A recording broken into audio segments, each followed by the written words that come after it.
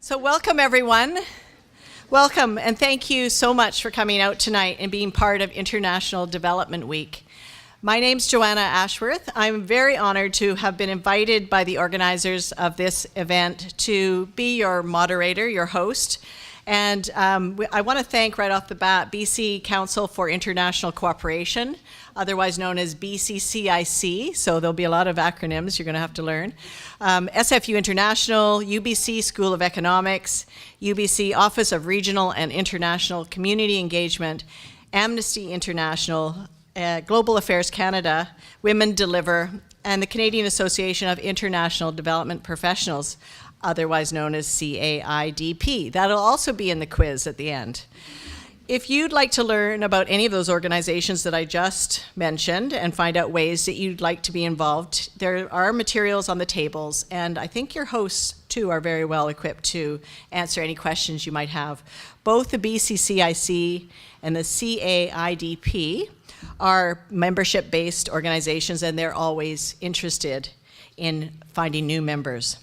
So before we begin our exploration tonight of tonight's theme, Leading into the Future, Gender Equity, and Climate Change, I want to acknowledge that we're here tonight on the traditional unceded territories of the Musqueam, the Tsleil-Waututh, and the Squamish nations. And the land and the waters surrounding us are their traditional hunting, fishing, and gathering territories. And we are deeply grateful to, particularly in this time, the land and water protectors who are working hard to ensure the rights of Mother Earth, that they are protected, and that indeed indigenous rights are being upheld in these times. We have so much to learn from this deep respect for Earth, the stewardship and the connection to the land, and I'm very appreciative of the courageous leadership of the indigenous people in these territories. Tonight, we explore the stories of leadership and struggles for gender equality in the search for climate solutions. And we know that the impacts of climate change are becoming more evident in our day-to-day lives. In Canada, it's not just in faraway nations. We're seeing the sea levels rise.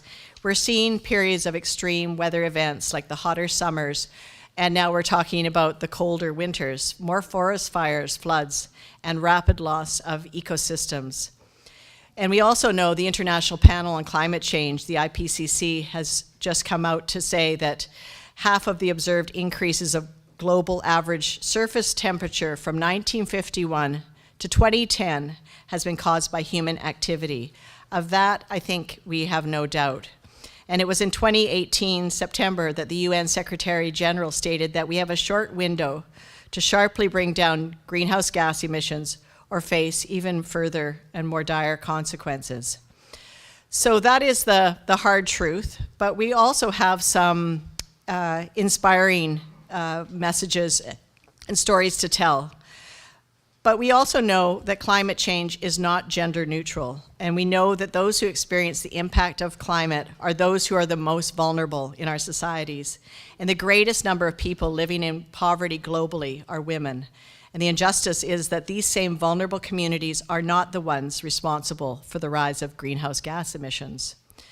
It's said that women hold up half the sky, and yet we do not see the presence of women to this full extent in governance, in business, or even in the leadership of nonprofit organizations. And tonight we're talking about leadership for the future, and one that reflects gender equality when it comes to climate change solutions and climate change impacts. So what are the barriers and what are the opportunities? And these are the questions that our speakers tonight will explore with us. Before we turn to these very accomplished and experienced speakers, I want to welcome all of you into the room. I hope I had a chance to try to say hello to most of you, and I hope you have taken a chance to introduce yourselves to each other, because I think that is also a big reason for being here tonight. And with so many people in the room, it's hard for us to get to know all of each other. But I'd like to just take a minute to find out a little bit about your interests and what brought you here tonight, so that we can discover a little bit more about each other. So if you don't mind, and maybe it's a good way to get a bit of exercise as well, stand up if the following applies to you.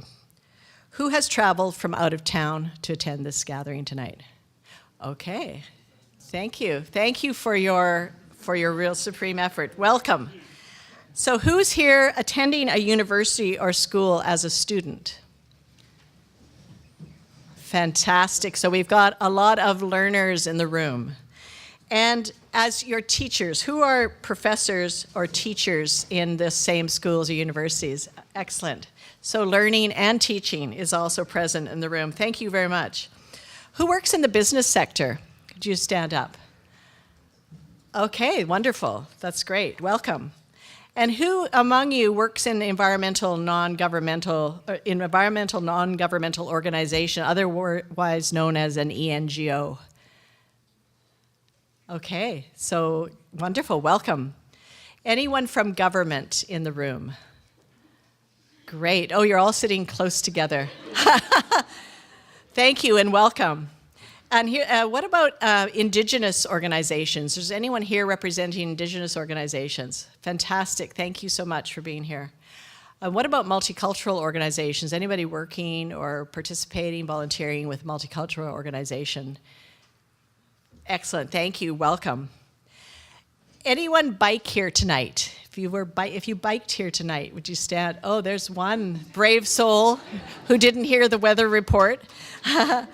Who's already thinking about planting a veggie garden for spring? Oh, okay. Yes, I think we're finding some common ground here.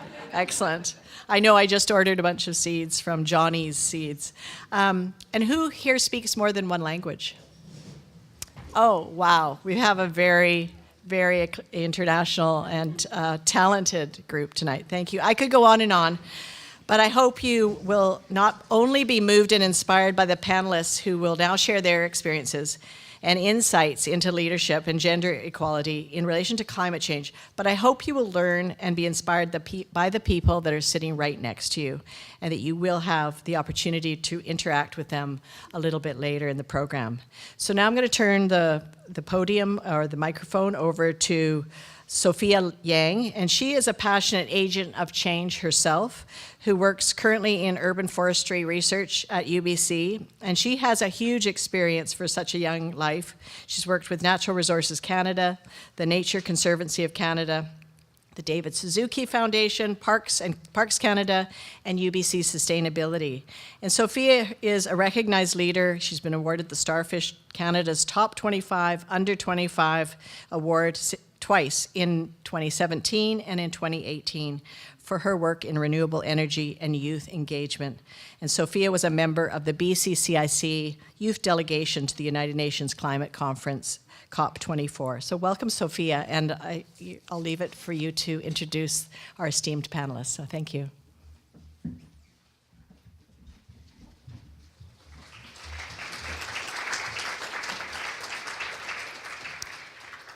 Good evening, everyone. Thank you, Joanna, for the lovely introduction. I am humbled to be here today moderating this panel with three extremely knowledgeable panelists and such a dedicated planning team who worked tirelessly to put on this event as part of International Development Week. Speaking from my own experience, 1 month ago, I returned from the opportunity of a lifetime, being able to attend the United Nations Annual Climate Change Conference, COP24, or the Conference of Parties, in Poland this year, as a youth delegate with BCCIC. Throughout COP24, a tense pressure and a burdensome time crunch hung heavily over negotiations regarding topics such as climate finance, adaptation, mitigation, and loss and damage. Yet, this outcome sadly did not surprise me, because although climate change is widely cited as affecting everyone, the differences in capacities, rights, and social positions between men and women worldwide are different. In most parts of the world, women face disproportionate burdens and risk from climate impacts that directly affect their well-being and health, which are further exacerbated by poor environmental conditions, conflict, and economic hardship.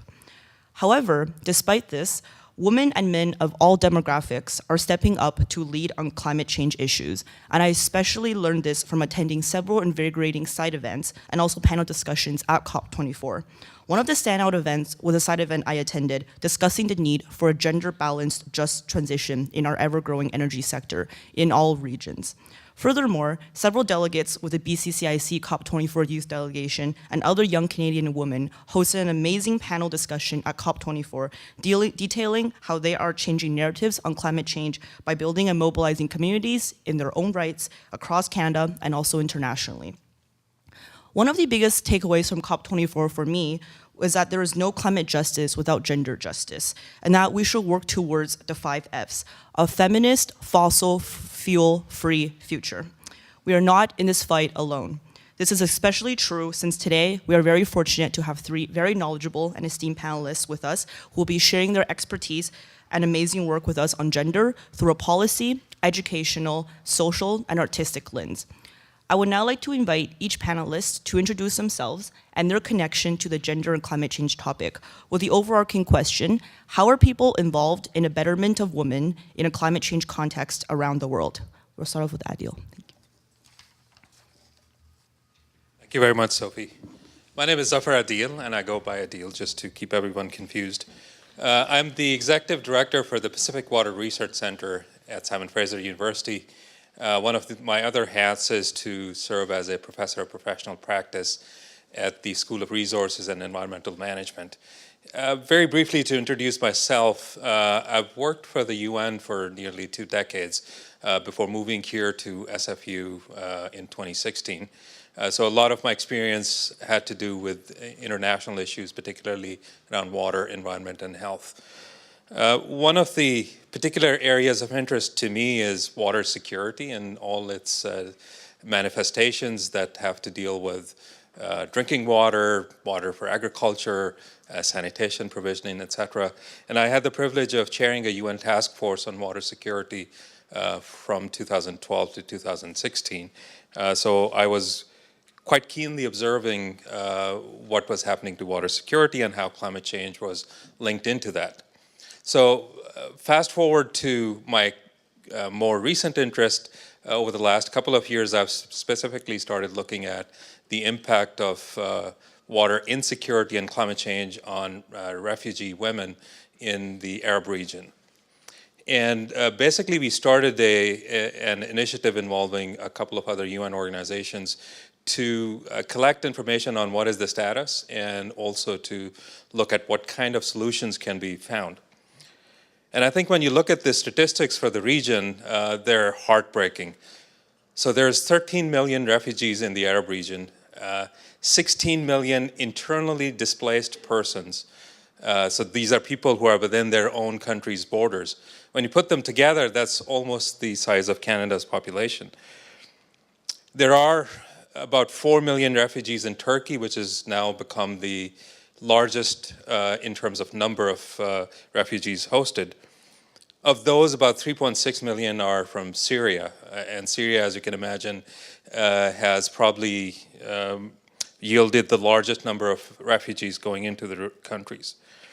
Lebanon is hosting 1.5 million refugees. Jordan is hosting 2.2 million refugees. And Yemen, which is sort of split apart by civil war, has about 2.4 internally displaced persons, 2.4 million. What is interesting is that about 60%, more than 60% of these refugees are women. In case of Syria, the situation is even more alarming, where more than 75% or 3/4 of the refugees are women and girls. So that actually creates a very challenging situation. And I think it's important to just pause for a moment and look at the back-end story of Syria and other conflicts in the region. From 2008-9 to 2011, there was a long-term drought triggered by climate change in Syria. That led to a lot of farmers moving to larger cities in hopes of seeking employment, and that created a lot of pressure on the larger cities. And when the Arab Spring started in 2010, 2011, that's when those people got mobilized, and I think you know the rest of the story, that eventually there has been a major civil war, which is still ongoing.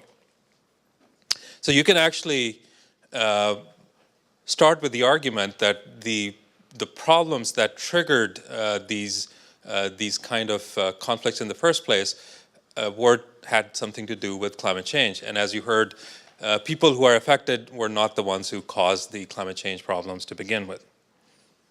So in terms of the current impact on women in these refugee camps, and last year we had a symposium in Lebanon where we brought in a number of refugee women, the experts who are working in the region, the civil society organizations who are active, the international organizations. And once again, the stories we heard were gut-wrenching. So as you can see in the image behind me, this is a typical situation in a refugee camp. There is a toilet on the left side and there is a shower on the right side. These are the only two units available for this camp, and they don't have electricity, so you can't use them at night, and they're not gender distinguished, meaning that men and women use the same facilities. And we heard many stories where women don't allow their young girls to go to these toilets alone because there's been lots of cases of them being abducted and human trafficked out from that. So again, really terrible stories that you can see. We can switch to the next slide.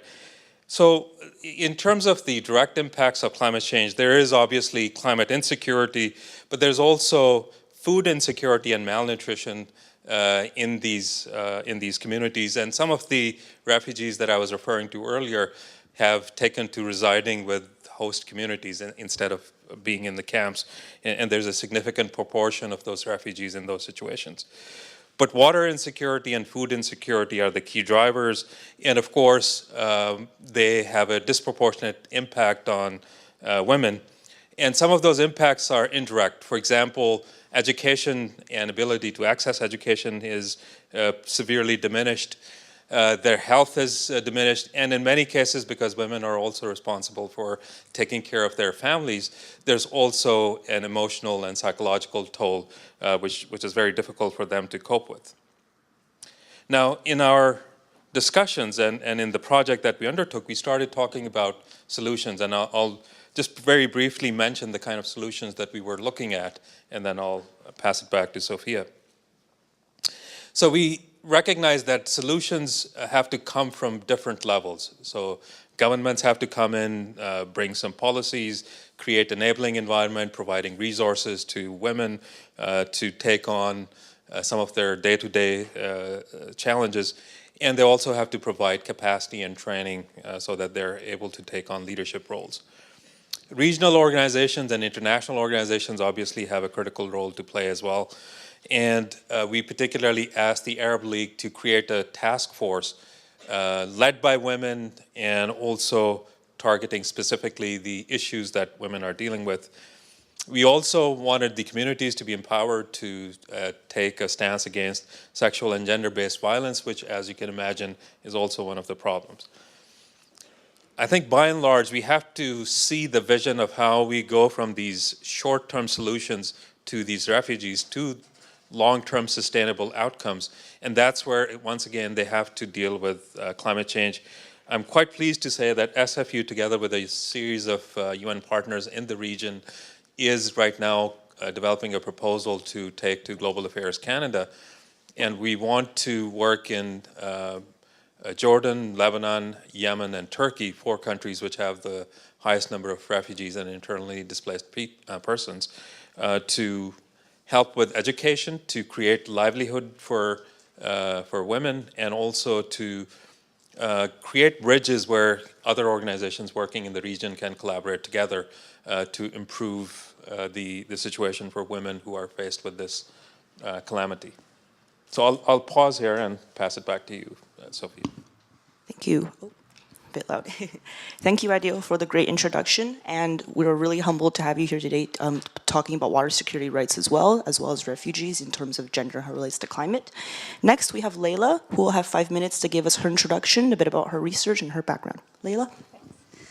Thank you all, and thank you especially Diane and the organizers for having us tonight. So I just was going to give a brief introduction as to who I am and what I've been working on for the past while that relates to this topic.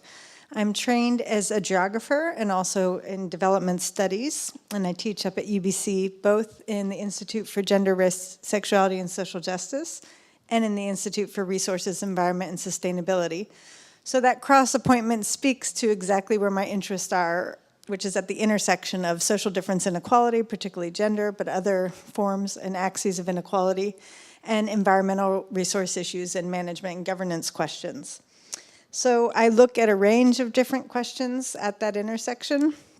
So I'll just give you a little bit of a flavor for that to hopefully guide our discussion. So some of the big themes, if you could just go to the next slide, please, that I've worked on are these. So a big theme that I've been focused on is similar to Adeel. I work on water governance and politics. So here I might look at questions about how and why we make certain decisions about water use and management. So among other questions, I've looked at the damming and diversion of the Tigris-Euphrates river waters and how that affects different communities differently. So Kurdish populations in southeastern Turkey, and also gender dynamics in the household and communities that then cascade and shift as a result of those large-scale landscape and waterscape changes. Because I'm interested in social difference and inequality, I always look at the justice and equity dimensions of any large-scale environmental or developmental shifts. So among other questions, I always try to look intersectionally, so not only how men and women are affected, Kurds and Arab-speaking populations, landed and landless, and so forth. So just as one other example of some of the water politics and governance work, up at UBC with students and others, we've been working on questions around indigenous water governance in Canada and BC, and how we can more adequately address the histories of disenfranchisement and also engage more seriously with issues around indigenous waters governance, safe access for First Nations, and so forth. So we've been dealing on the governance side and on the equity side of some of those questions. I do this work through a perspective known as feminist political ecology. Some of you may know it, just given the topic of the room. But here the general interest is in how do we take a feminist perspective that looks at gender and other axes of difference to understand how this is important for different resource conditions, uses, governance decisions, and so forth. So for the work that I do on water, just to give a few more examples, I'm really interested in how water quality changes might affect men and women differently, how they might engage in different types of labor practices and how they have then different relationships and uses of water. So just among other examples, we've worked in Accra, Ghana, and Cape Town, South Africa, and asking questions of different community members around how they perceive quality, for instance, of water, what the importance is of having variable access to water in their homes, and how people speak to that given their particular conditions and also labor practices often within the community or household. So by and large, often it might be women, for instance, who are fetching water for domestic use, bathing and cooking. So they might have different expectations around water quality and how does the actual provision of water meet or not those differential expectations and hopes. We find, as Adeel mentioned, among other things, women often convey a stronger sense of stress or worry about water maybe than some of their male counterparts, just as one example. A lot of this work also intersects very strongly with broader environmental justice lenses and interests. So again, working through these questions intersectionally, it's always to ask the question of how does this intersect with histories of inequality, processes of racialization, and other things that might really matter for the context. So most of where I've focused, as I've said, is on these issues from an intersectional and gender perspective in places including Turkey, Ghana, South Africa, and in Canada, and BC particularly. Can you just go to the next slide? So I just wanted to list here, this is my research group, so if you want to look at the research we've actually been doing and publishing on from my students and I, it's at edges.ubc.ca. And the next slide just shows an informal network. Can you go to the next slide, please? Oh, okay. I thought there was. There's also ESD at ubc.ca, which is Ecologies of Social Difference, which is an informal network of students and faculty at UBC. And we also host events which are at the intersection, again, of critical nature studies, environmental justice, and social difference and inequality. So in March 27th, we have an event on the Anthropocene from feminist and decolonial perspectives that some of you might find interesting. Thank you.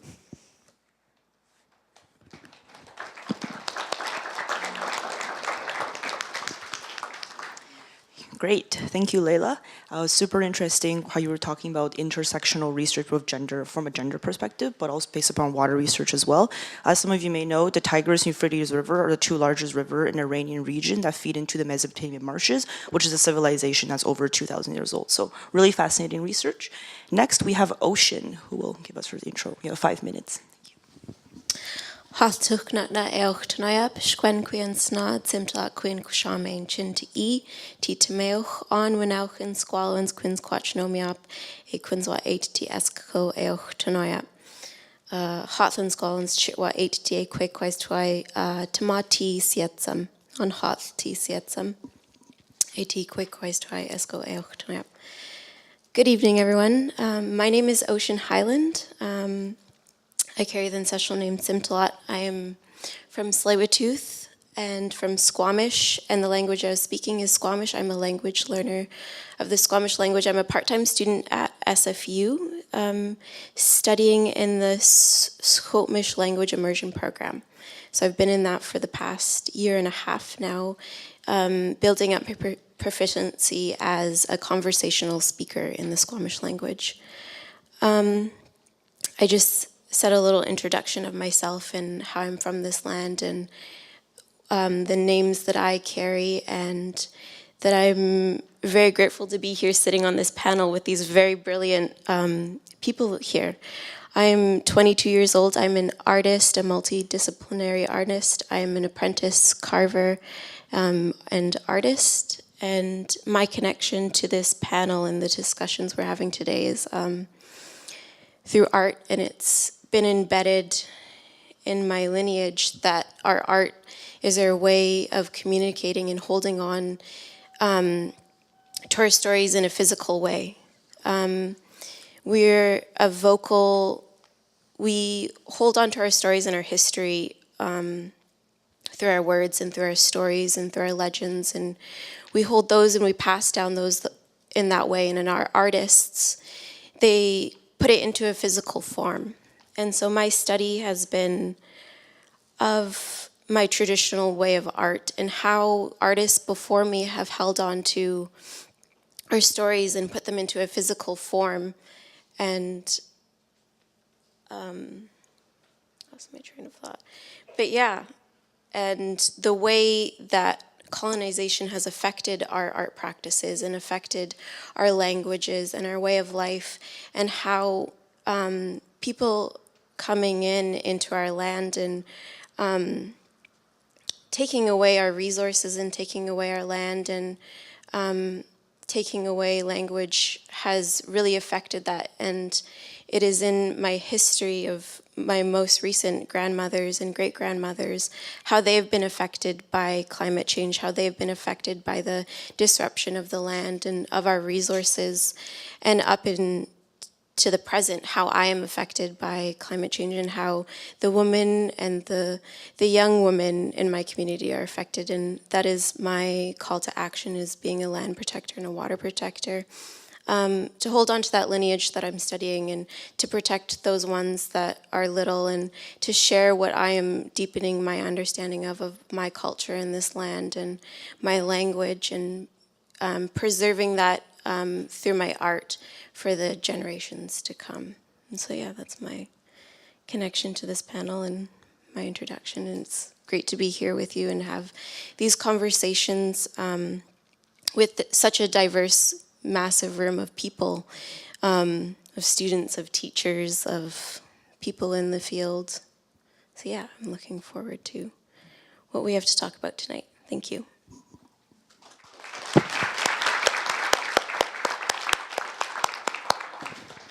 Thank you for introduction, Ocean, and I could not agree more. I think art is a great way that we can communicate about gender, but also climate change, because it's a medium that transcends language, breaks down that basic barrier. It's very visual, so everyone can take it, resonate with it, and really experience something with it. So all of the work each of you dedicate to climate movement, especially in a gender lens, is very inspiring. We're now going to dig a little bit deeper into each of the specific areas of your research and what your background's tailored to. So starting with Adeel, my question for you is, why is a connection between refugees and climate change not being talked about more? And building on that, what are the particular impacts on refugee women? Yeah, thank you. By the way, before I answer the question, I meant to point out that there is a policy brief, and I have a handful of copies of that that the UN produced after our project. So some of the findings I'm talking about are already listed here. So to your question about why are we not hearing a lot more about the linkage between climate change and women refugees, or even refugees in general, I think there's three broad reasons that I can think of, and there might be others.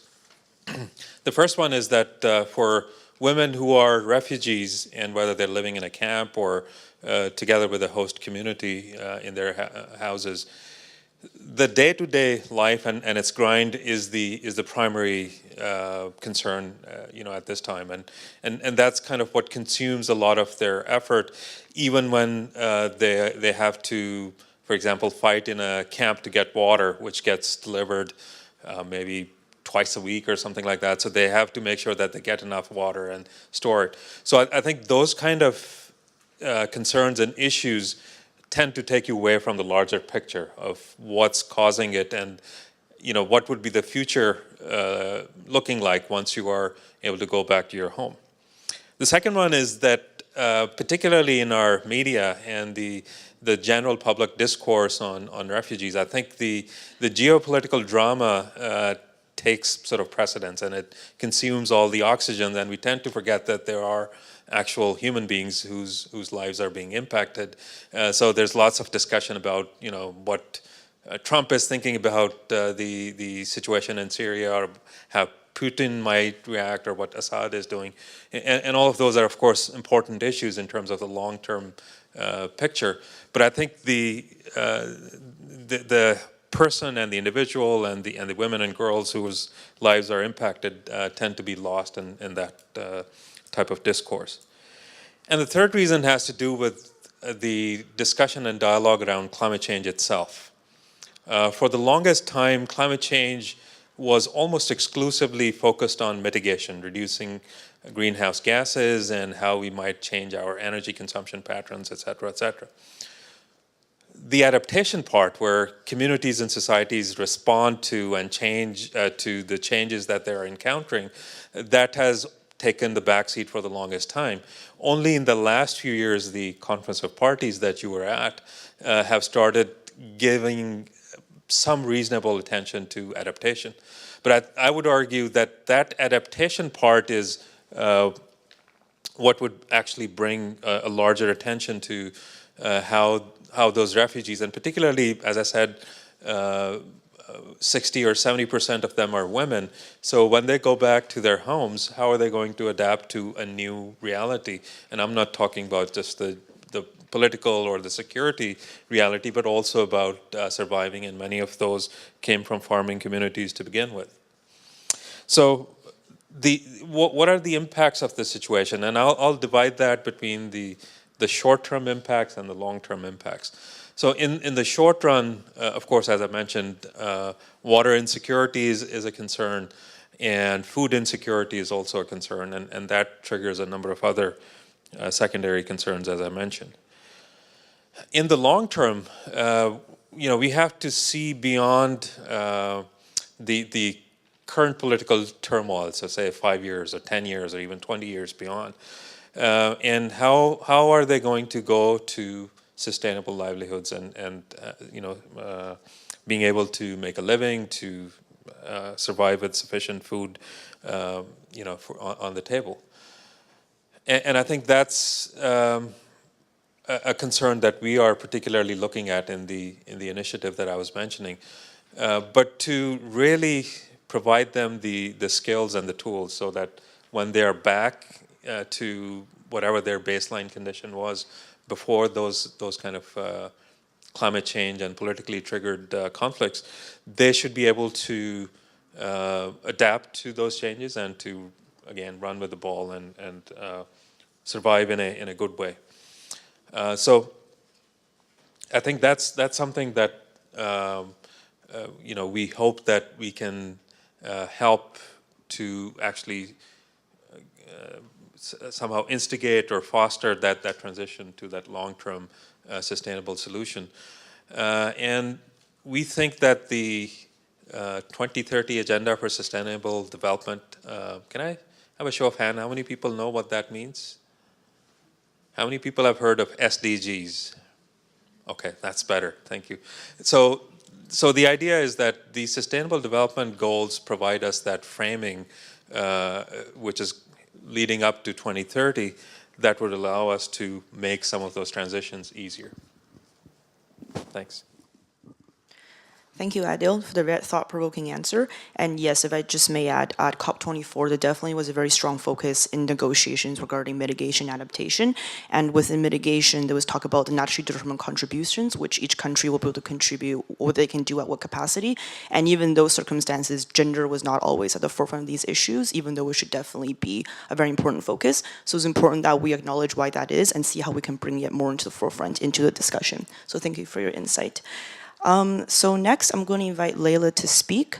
And my question for you is, what are some examples of gendered impacts in a development context? How are women experiencing climate change differently than men around the world?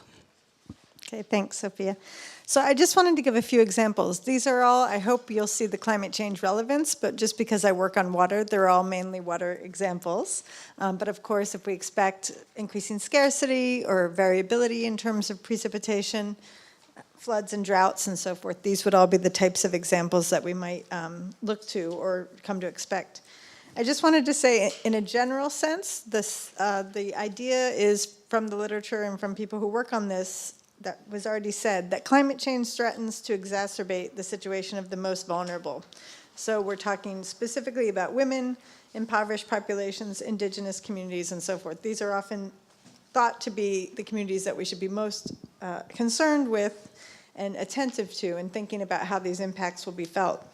That said, there's sort of a strange irony, but maybe we should expect it as well in terms of what we know about some of these communities. You also have to recognize that these communities are often some of the most resilient also, and so there's this tension in terms of how we think about vulnerability and resilience. And a lot of people make a lot of important effort to sort of highlight that and not to only think about vulnerability in a simple sense, but also to understand the considerable shocks and stressors that a lot of these communities have gone through over time and historically. And this is a point that many of our Indigenous colleagues and scholars make, that especially if we think about the types of stressors and shocks that are expected with climate change to become worse, these resemble some of the sorts of things that they've already experienced in their histories. So movement off of the land, dispossession, and events that are often resonating with origin stories and other things that are shared. This is a point that Kyle Powes-White made very eloquently last week at UBC when he was visiting. There is, so a general sense, though, that women in particular might be particularly vulnerable, and in the intersectional sense, other communities, depending on their situation with respect to inequality. That said, most people who work in this field also want to pay a lot of care and attention to the context specificity, and so not to make general claims, but to think about the specific practices that might make that be true. So I think it's more about a question or an interest in diving deep and asking the questions and seeing how this really plays out in different contexts. So we don't want to say across the board that these things are true, but really to be attentive and to be willing and able to ask the questions about how communities might be affected differently. So in the water realm, there's a couple of examples I wanted to highlight and mention. One, as I already said, if women are responsible for water fetching for domestic uses, if water is more scarce, they might have to go farther. If water is of poor quality, it affects the health of family members. The women might be responsible for the care of those sick children and family members. Women are often not at the table in terms of governance decisions, and so there some of the specific considerations or knowledge about quality and so forth might not be taken seriously in terms of making decisions. So a couple of specific examples in the research. One is by my colleague who's an anthropologist, Amber Wutich, who's worked on water in Bolivia and Cochabamba.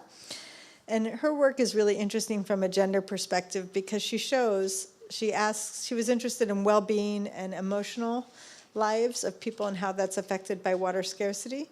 And there, in particular, women suggested that they experienced a lot of stress on a daily basis when water was not readily available. And this is precisely because of the expectation that they should provide water for their family for domestic uses. And in particular, it's tied in that context to shifts that were going on in terms of privatization and so forth, because what the women experienced is on a daily basis, they had to haggle with the vendor about the price. So there was that uncertainty that loomed. They didn't know tomorrow what the price would be, and that uncertainty created a lot of stress for them on a daily basis. Somewhat similar results are characterized by the work of Farhana Sultana in Bangladesh, and there she writes about the arsenic crisis. And what she's able to document through sort of similar, more ethnographic methods is, again, when certain wells are being considered unsafe, painted red in that context, that you should no longer get water from those wells, the women had to sort of really tap into their social networks, beg their neighbors, go to higher income households that might have had a storage facility or depot well, and sort of navigate that on a daily basis. So again, this was a lot of stress and worry for them, a lot of social work, emotional work to go and sort of work their networks to try and make sure to get access to water. And in sort of a heart-wrenching way, she documents that a number of mothers weren't successful at navigating those social relationships and knowingly gave their children arsenic-affected water. And again, the stress and what that did to them in terms of not knowing that that's what they were doing to their families. So those are some specific insights, but a lot of the type of research that's available and that we can read and think about or understand is on a very specific context, as I said, and it's about the specific social and ecological or geologic, in the case of the arsenic, dynamics that occur into that place.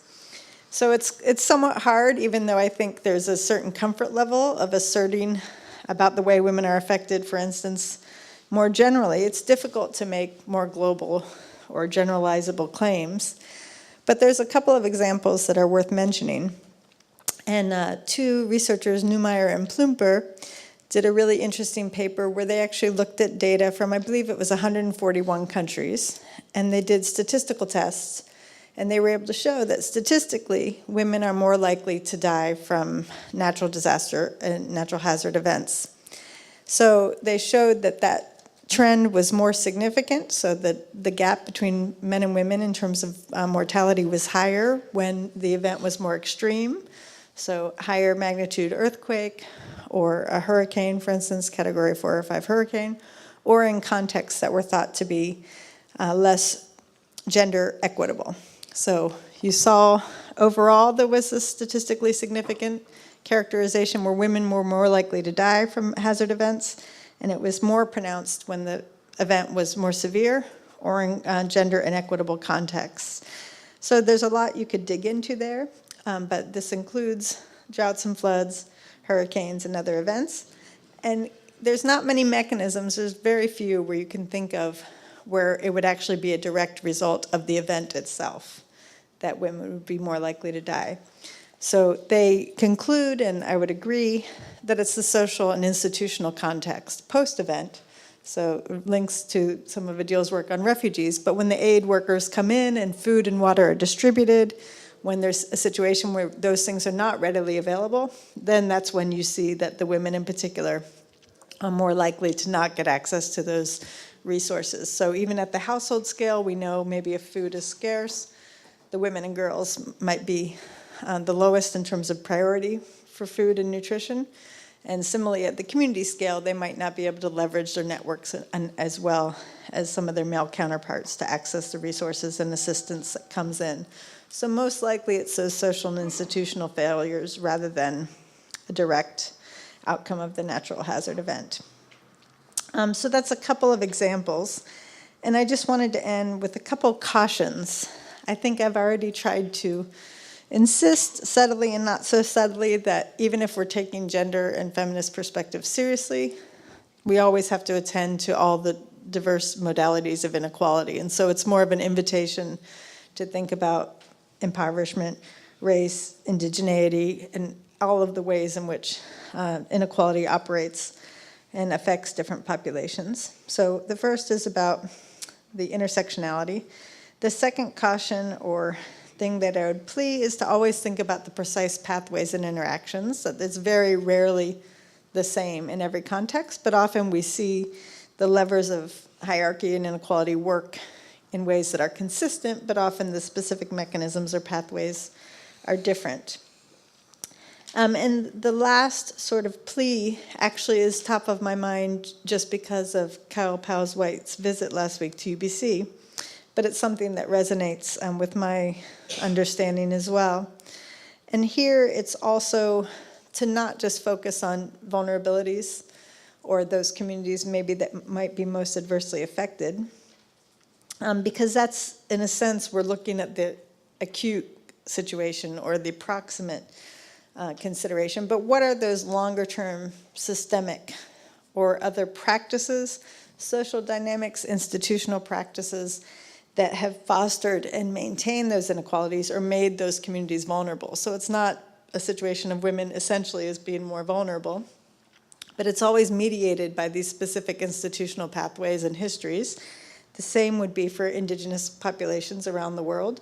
What are the larger systemic historical practices, including those linked to colonialism, that create these vulnerabilities? So we have to always be taking the very acute perspective in terms of thinking how are those communities vulnerable to shocks and stressors associated with climate change, but also how was this vulnerability conditioned over long-term dynamics? So can we take an immediate but also a long-term view and our response accordingly? So thank you. Thank you, Leila, for opening up our eyes on the issue of developmental gendered impacts on a global lens, especially by providing insight into some of the systemic long-term injustices that occur in other regions. And also, water is a basic human right, and we all have the right to a healthy environment. So getting some insight regarding research in other regions and how those injustices occur is very important in our conversations today. So next, I invite Ocean to speak, and my question for you is, how is climate change being felt uniquely by women in your community and other Indigenous communities in Canada or around the world? And how is Indigenous women's leadership showing up in climate action? Yes, so the biggest impact of climate change in my community is the connection to the pipeline that terminates right in our territory, and the effects of that, of the pollution of our inlet. And for the Tsleil-Waututh people, the inlet is our grandmother. We have our story that has been passed down for years and years, that we have that connection to the inlet, and we call that our grandmother. And so that is the biggest impact on women to our communities. That's our connection to our grandmothers. That's our lineage. That's where we come from. That is our home. That is our mother. And that pollution and that destruction of it directly affects the women that descend from that lineage of that being our first grandmother. And so that, for me, is the biggest impact, that historical fact, and watching over history how she's been repeatedly polluted and not taken care of in a good way. And yeah, the impact of colonization and how the corporations that came in without consent into our territories and onto our land and created industries that were not for the benefit of the land, that did not carry a reciprocal relationship with the land or the people around it. It was for the benefit of themselves and for the benefit of money. And so that is a big impact that I see that is taken a hold of our people, of the land, of the waters, of the four-legged creatures that we share the land with, and that has carried impacts for generations. And to spread out farther, connected to that pipeline, the frontline work that I've done of water protecting and land protecting, I've seen and heard stories of the impacts just of that particular pipeline of going back to the tar sands where it starts, and how you mentioned the access to clean water that's even here in this place that we call Canada. Mothers having to bathe their babies and give them water that makes them sick, that gives them illnesses on their body inside and out, that affects them that way, and those mothers that are so vulnerable and have no choice, and they're just trying to take and provide for their families, and these corporations move forward without thought of their consequences, without making reparations or anything, just moving forward, and these women that are so vulnerable having to suffer through those consequences of these other people that have come in onto their land and territory and destroyed their water, access to clean water, destroyed their access to food sovereignty, to provide for their family and their children, to teach their children about how to have that reciprocal relationship.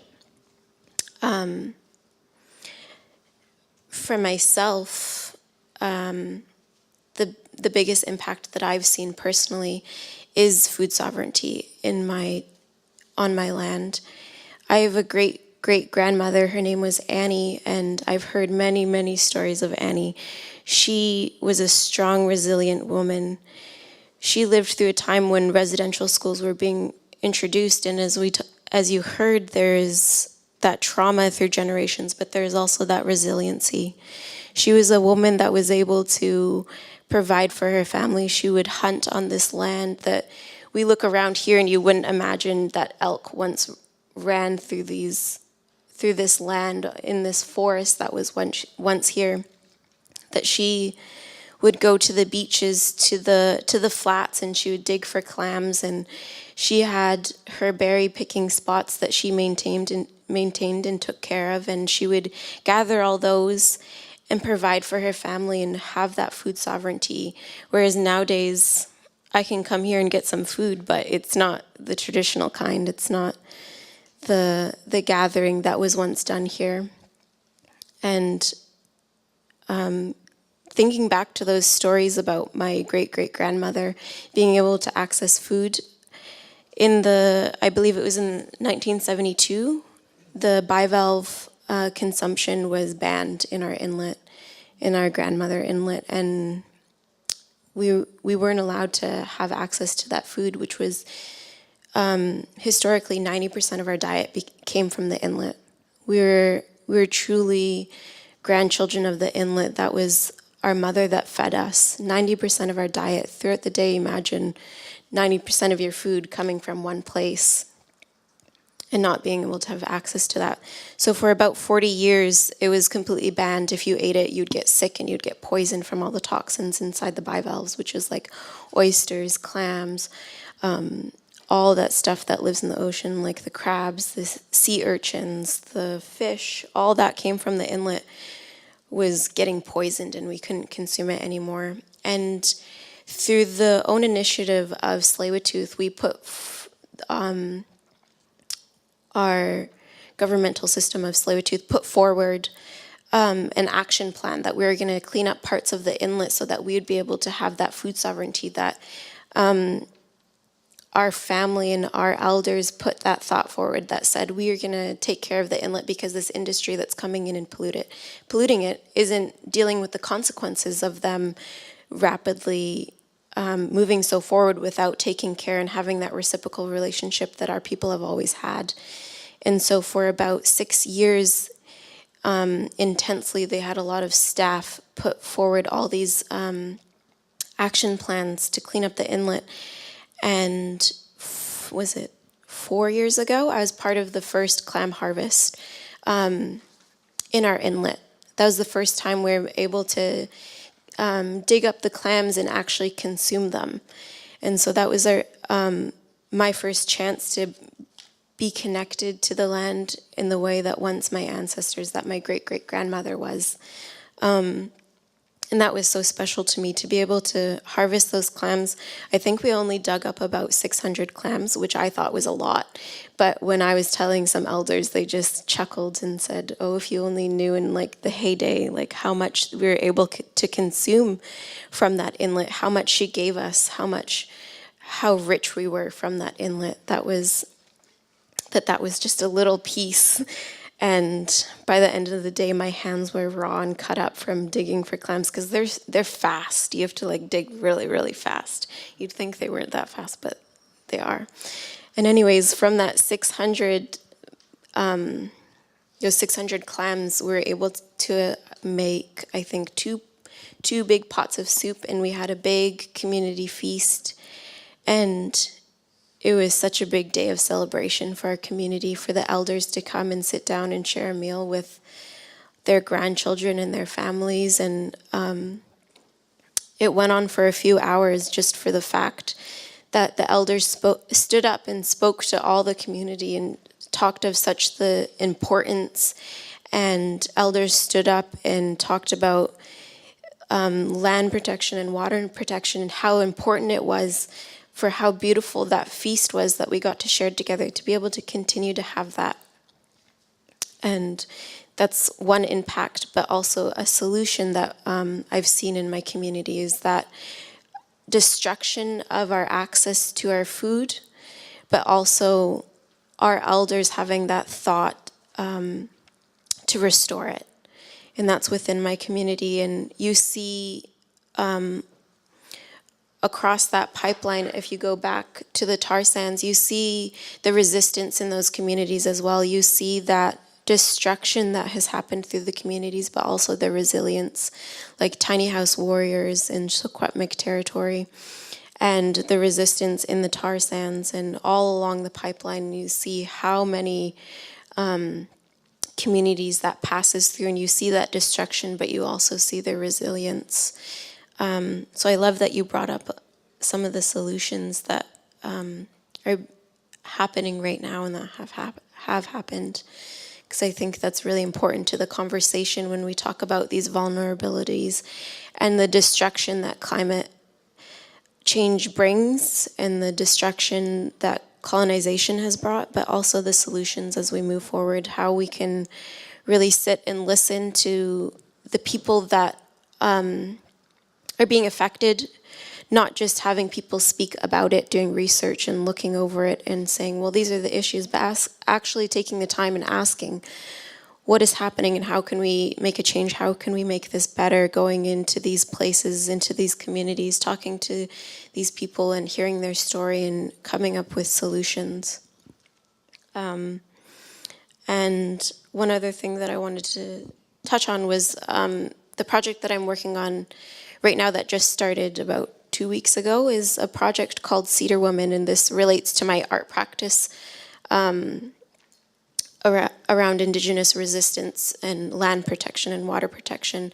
It is a project that I'm collaborating on with another Coast Salish woman, and our project is called Cedar Woman because we're studying cedar trees and their cultural, ceremonial, community meaning, and that spirit of the cedar tree, of how we see it and how it's used, and relating how the cedar tree is honored, but also how forests and mass forests are disrupted and destroyed as well, and how that relates to women in communities, how we honor them, but also how we make it so that they're put into vulnerable situations, how they're destroyed by corporations or people or their environment. And so that's something that I've been working on through my art, but also, as I talked a bit before, about like land and water protection. That all ties into this Cedar Woman project, as my collaborator and I, our research was to go into different communities and hear stories of women and their connection to cedar, to talk to weavers, to talk to carvers and storytellers, orators that tell stories of history, of indigenous history, and specifically stories of indigenous women and their resilience in the face of industry or destruction. And so we hope to move forward with that. It's a dance piece combined with art that tells the story of women and their connection to the cedar tree and the similarities and differences between that. Yeah, I don't know if I have much else to add. Even colonizers having to have that dialogue about how we have that knowledge of that reciprocal relationship, and sitting down at those tables and having those discussions with those higher ups, with those corporations, to teach them about that. That's a little sidetracked, but yeah, I'd say like language, storytelling, culture, for me is what I see within my world of addressing climate change and speaking with allies and educating people in that way is what I've seen around myself. For sure, thank you for your insight. And I was going to ask you this other question, but I think you already touched on it, but I'll just say it anyway. It was, how would you say that connection to nature in indigenous context can be used towards empowering women and environmental sustainability? And have you seen changes in your community since the changing council for the next generation of women? Yes, that last question, as I kind of touched on before, like the leading up to the court case was with all of the nation's consent. When we had a vote in our nation, it was 100% consensus that we wanted to move forward with the court case to protect our rights, to protect the land. And when we won that court case, it was when all of the women were in those elected positions, being that voice for the community. So I really saw that strength because they were at the forefront of our community, being that voice for the people. And so to see that strength of our matriarchs at the front, that was, I think, a really big show of strength to our community members to lift up that confidence in us and really going back and rematriating our community, of putting our matriarchs at the front and being that voice. So that was the big change that I think came into motion when they were in those elected positions, was that that victory in the court case. And to the other questions I kind of touched, I guess, before, but yeah, like the stories that we passed down in our oral history.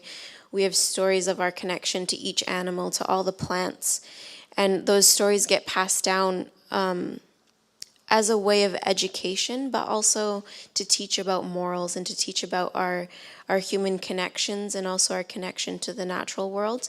And we use those stories to educate on things such as like ethnobotany, like how we use the plants, how we use the medicines and the berries and the food that we harvest from the land, and then to also the animals, how we hunt, how we catch the salmon, we eat it, but we also return the bones and the pieces that we don't eat back into the land, just as the bears do. As some of you may know, like those studies where they study the trees and within the rings they find DNA of the salmon. And so that is a teaching where you return back what you don't use into the land and into the waters, so it can stay in that natural cycle. And we use those teachings, those are big educational tools within our community that really help, even with the greater public, even through my art. I use those stories as my education, as my textbook, to help me study about my history and tell the stories of what has happened in the past and how it's affecting me presently and how I want to preserve that resiliency for the future generations. Thank you for the insight. And that's something we heard a lot throughout this evening, was that resiliency and also planning for future generations. So kind of maybe shifting gears a little bit, instead of talking about some of the challenges that exist, I want to highlight some of the potential opportunities and ways that we can look towards the future. So we discussed a lot today about climate refugees and how women are disproportionately affected. So this question is kind of catered towards Adeel and also Leila. What are some things that we here as Canadians can do on a local level regarding being more aware of climate refugee, the refugee crisis? What are some of the local on-the-ground actions we can do to engage, and how can we help further educate people about this really important issue? And just answer as you will, if you want. Okay. All right. So I think there's a couple of different ways you can go about that engagement. One is sort of more outwards bound in terms of helping the refugee communities in the Arab region and the other parts of the world. And I think that help can take the form of volunteering your time, for example, to actually go out there and help meet some of the needs of those communities. You know, and there's always lots of opportunities for that type of engagement to actually go and be there, you know, on the ground. There's of course support financially and in terms of resources that can go towards supporting, you know, those communities. There's the flip side, and as we've seen, we've had a fair bit of influx of refugees from Syria here in Canada. And what we found, and we've been working with some of the research groups and NGO groups, particularly coming from UBC, that we collectively are not very well prepared in terms of some of the facilities which are needed, in terms of the resources to adjust those refugee families. And we know that over a period of time they will become very successful. But this transitional period, you know, immediately when they land here, we're not very well prepared. So again, I think my own thought would be that volunteering your time to support those kind of transitional processes, I think would go a long ways in sort of dealing with this end of the situation. For sure. Thank you for your insight, and volunteering your time. You never know how much of a difference it can make, so reach out to different groups, see how you can make an impact in your local community. And Leila made my job way easier by picking her own question, so please let us know what it is. It actually relates a little bit to this, and I don't want to be too conceptual, but in terms of what can we all do, being where we are in Vancouver in Canada, I feel like half of what we can do is to listen and to really take seriously what people are telling us. I feel like I'm learning, and by being here and being, you know, in these conversations, I have actually come to understand things differently over the past 7 or 8 years since I've been in Vancouver, and part of it has been by listening to stories from Indigenous collaborators and community members and elders and teachers.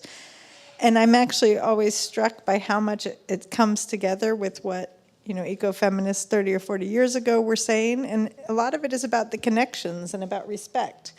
So can we have respect for one another and respect for the water and the land and the animals? You know, and that's, I think, the core question that we have to ask. And do our practices and institutions foster and enable that respect? You know, and what does that look like, or how could that be more fundamental to how we try to answer these questions? And to me, it's at that core principle level that we have to be pushing and working and thinking. And to me, it actually transforms a lot how I see the questions and how I see the possible ways forward, because it's a little bit, it's bigger and it's deeper, and it's also just more fundamental how we relate to each other in daily senses as well. But, you know, how are we treating people? And so this is where I see, you know, how does stress and ecological stress relate to gender? You know, to me, gender equity and all forms of equity are fundamentally tied to all of these types of crises that we're seeing as sort of evidence of lack of respect, you know, in its different forms, in the way that Ocean has spoken about it in terms of treating the waterway or the oceans as relatives, and how that would actually allow us to think differently about our responsibilities to the land and the territory and to each other.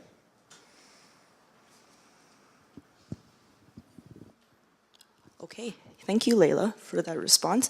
And in the interest of time, we're going to wrap it up shortly. But I just want to ask each of the panelists to perhaps say a takeaway message, like a final word of delivery. And I know you can touch upon what your response that you wanted to the question if you'd like. If you want to leave the audience with one takeaway message, what would that be? Okay, well, thank you. I was seeing there was a whole stream of questions about what the government can do. So that's kind of the other side of the coin about what we can do individually. And I think governments have to be, at the end of the day, enabling, taking away some of the barriers. And I think what we can learn from Canada are basically two things. One, that you have to be very clear in enunciating what your policy is. And so, for example, 2 years ago, our government came out and said we have a feminist international assistance policy. Okay, I mean, it did confuse a lot of people initially, and what it meant and how it will be implemented, and people who were in the aid and assistance delivery end of things in the government were confused. But because it's so clearly enunciated, I think now we are starting to see things that are actually moving in that direction. Gender equality has become kind of the centerpiece of Canada's outreach. And similarly, you have to match that with resource mobilization. And again, we've seen a major shift in how Canada is investing in problems overseas, and basically to match with that enunciation of the policy is that everything that we do has to have a gender-based and a gender equality-based framework. And what the terminology now being used is this gender plus framework. So it's gender plus human rights plus all the other diverse inequalities that we face. So all of those are now being incorporated. So I don't know if that's the takeaway message, that governments can be a pretty significant enablers if they focus in the right direction. For sure. Sometimes when we work with government instead of against it, great things can happen. Thank you, Adeel. Leila, any last take-home messages? I guess my takeaway is that it's very inspiring to see all of you, and that people are working and thinking about this in different ways, and that this sold out even before it was fully advertised. So to me, that's pretty inspiring and wonderful to see. So I'd love to just hear from you all in different ways about what actions you're taking and what you're involved with. I guess my takeaway is I'm pretty grateful that we got to all come and have this talk tonight. I can see some sleepy eyes out there, and as Leila and I kind of talked, it's like it's Thursday, it's the evening. So I'm pretty grateful that you all came to have some meaningful dialogue, because that was really the message that I was feeling tonight, is that there's so much healing in listening and in dialogue and having meaningful conversations. And so I guess that's more of a comment, that I'm grateful for you all for being here. This room is so full of so many diverse, amazing people with such great questions and thoughts. And yeah, I thought that was really amazing. But I guess like a call to action is continue these meaningful dialogues and doing what you're doing by going to events like these. And holding, like, the biggest barrier that I think all three of us kind of said is like industry, corporation, and systems that were meant to hold down the minority, to hold them accountable in any which way you can, by phone calls, letters, or even being on the front lines, and if not that, supporting the people that are willing to put themselves there. And yeah, just I think that was really special to have meaningful conversation being heard and the questions that were written. So yeah, thank you. I'm grateful that I was here tonight. And a very big thank you to our panelists, ranging from water and food sovereignty issues, gender displacement issues, local and global empowerment initiatives, especially being disseminated on a developmental and governmental lens. Our panelists today have done a really great job bringing these topics into light on the multifaceted issue that is gender and climate change. So would you please join me in giving a big round of applause?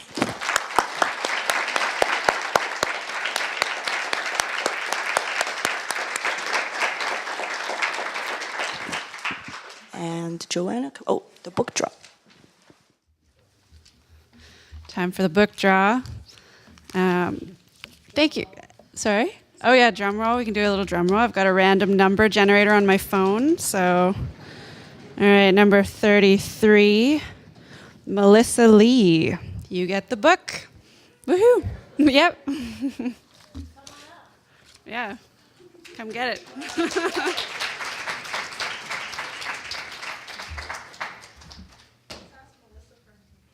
What's that?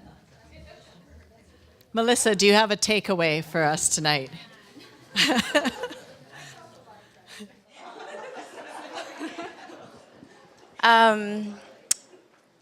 I am very tired. It is a Thursday night. I work full time, but again, I'm very grateful for all of you coming out to speak, and for all of us to come together and have such great dialogue. And yeah, I think it's really important to keep going to these events and engage and learn and share with your networks and take on some actions in our own ways. Yeah. So thank you so much. Thank you. Thank you. And I wish we could hear from everyone in this room about what your takeaways are, but I know that the organizers want to hear your thoughts, and please do take a moment to jot down your response to the session on the feedback sheet that's on your table. So just a final comment. We've heard from Zafar Adeel, Leila Harris, and Ocean Hyland, and we've been expertly moderated by Sophia Yang. And let's give them another round of applause. Thank you so much. I think the takeaway for me is this idea of that, we're generating questions. There are so many vivid images that came from your stories. I guess the one that's most vivid is these 2 toilets for all these people, like as the kind of the big challenge. It's got to be solvable. And then we moved into some really, I think, powerful images of what we can do to change the reality that so many people are facing. Making space for women changes the conversation. Making space for voices that aren't often in conversations about climate change, it changes what we talk about. Amplifying each other's voices, bringing in supportive men, bringing in allies.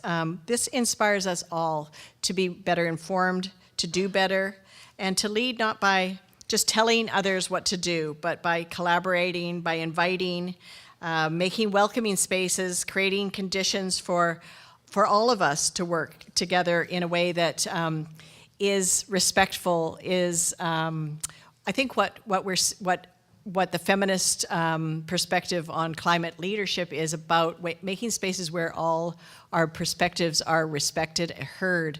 And so this point about listening and learning, I think, is profoundly underwrites what we mean by leadership for the future. It's about listening, learning, respect, welcoming places, relationships, community. And I think we have a lot to learn, and so much that we don't really understand fully from the indigenous way of being and the indigenous way of knowing. And I'm really appreciative of Ocean's perspectives, and as an artist too, I think it takes us into a different realm. We need the concepts, we need the theories, but we need to imagine. And I think if we don't imagine, then we can't get to the future that we want. So. Thank you all so much for taking the time to be so thoughtful in your comments, and for the work that you do ongoing. And then for all of you for showing up here tonight. And I echo that idea that just showing up and paying attention is a huge and important part of the work that we have to do to address the impacts of climate change, to bend the curve on emissions, to really make a profound difference in the direction that our climate is going. And I think that there's hope when you see this many people coming out on a Thursday night. I want to thank the organizers again for an amazing choice of panelists and for getting the word out so well. BC Council for International Cooperation, SFU International, UBC School of Economics, UBC Office of Regional and International Engagement, Amnesty International, the Canadian Association of International Development Professionals, Global Affairs Canada, and Women Deliver. And thanks, I think, I wish you all, and I wish us all, the strength and inspiration and courage that we need to take our leadership in our own unique ways into the world and really make a difference. So thank you. Good night.